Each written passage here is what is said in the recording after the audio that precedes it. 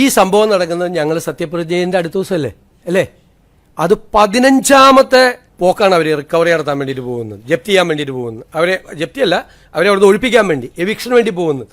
കഴിഞ്ഞ ഗവൺമെൻറ് ഇരുന്ന സമയത്ത് 14 പ്രാവശ്യം കോടതി ഉത്തരവനുസരിച്ചിട്ട് ഇവരെ ഒഴിപ്പിക്കാൻ വേണ്ടി പോയിട്ടുണ്ട്. 14 പ്രാവശ്യം. ആ ഗവൺമെൻറ് ഒരു ചെറുവിരൽ ഈ വിഷയം തീർക്കാൻ വേണ്ടി എടുത്തിട്ടില്ല. ചെറുവിരൽ അനക്കിയിട്ടില്ല, ഒരു നടപടി സ്വീകരിച്ചിട്ടില്ല. അതൊരു പ്രൈവറ്റ് കേസാണെന്നുള്ളതാണ്. പ്രൈവറ്റ് കേസാണ്. സ്വകാര്യ വ്യക്തി അവർക്കെതിരായിട്ട് അവരുടെ സ്ഥലം കയറിയെന്ന് പറഞ്ഞ് കൊടുത്തിരിക്കുന്ന കേസാണ്. 14 പ്രാവശ്യവും ഇത് അന്വേഷിക്കാത്ത ആളുകൾ ഞങ്ങളുടെ ഗവൺമെൻറ് വന്ന് പിറ്റേ ദിവസം 15ാമത്തെ പ്രാവശ്യം സുപ്രീം കോടതിയും കൂടി ചെയ്തേക്കുന്ന ഉത്തരവാണ്. പോയപ്പോൾ ഇപ്പോൾ ഭയങ്കര സമരം. ഞങ്ങൾ ആ ഗവൺമെൻറ് ചെയ്ത പോലെ 14 പ്രാവശ്യവും നിരുത്തരവാദിത്തപരമായ നിലപാടെടുത്ത കഴിഞ്ഞ ഗവൺമെൻറ്റിൻ്റെ നിലപാടല്ലേ ഞങ്ങളെന്താ ചെയ്തത്? അടിയന്തരമായി എറണാകുളം ജില്ലയിൽ നിന്നുള്ള മന്ത്രി, ഉന്നത വിദ്യാഭ്യാസ വകുപ്പ് മന്ത്രി റോജി എം ജോണിനെ കൊണ്ട് മീറ്റിംഗ് വിളിപ്പിച്ചു.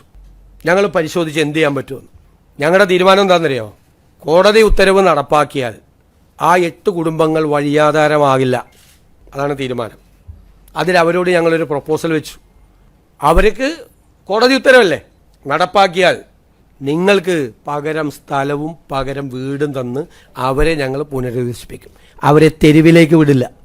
ഇങ്ങനൊരു തീരുമാനം കഴിഞ്ഞ ഗവൺമെൻറ് എടുത്തിട്ടുണ്ടോ? 14 പ്രാവശ്യം വന്നിട്ടും ഒറ്റ പ്രാവശ്യമാണ് ഞങ്ങളുടെ ഗവൺമെൻറ്റുള്ളപ്പോൾ ഈ സംഭവം വന്നത്. ഞങ്ങൾ ആരൊക്കെയായിട്ട് സംസാരിച്ചിട്ടുണ്ടെന്നറിയോ? ഇതിൻ്റെ അകത്ത് ഈ വിക്ടിംസ് ആയിട്ടുള്ള ആളുകൾ, ഇരകളായിട്ടുള്ള ആളുകൾ, അവർക്കെതിരായിട്ട് കേസ് കൊടുത്തിട്ടുള്ള വ്യക്തിയായിട്ട് ഞങ്ങൾ സംസാരിച്ചു, ഒരു സെറ്റിൽമെൻറ്റിന് വേണ്ടിയിട്ട്. ഈ ചുരുങ്ങിയ 2-3 ദിവസങ്ങൾക്കുള്ളിൽ ഈ ഗവൺമെൻറ് ചെയ്തതാണ്. 2 കൂട്ടരുമായിട്ട് സംസാരിച്ചു. AGയോട് അതിൻ്റെ നിയമപരമായ പൊസിഷൻ പരിശോധിക്കാൻ പറഞ്ഞു. ഏതെങ്കിലും തരത്തിൽ ഗവൺമെൻറ്റിനെ ഇടപെടാൻ പറ്റുമോ എന്ന് പരിശോധിക്കുകയാണ്.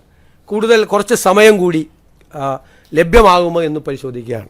ഇങ്ങനെയാണ് ഒരു ഗവൺമെൻറ് ഒരു വിഷയം വന്നപ്പോൾ റെസ്പോണ്ട് ചെയ്തത്. ഞാൻ അത്ഭുതപ്പെട്ടു പോയി.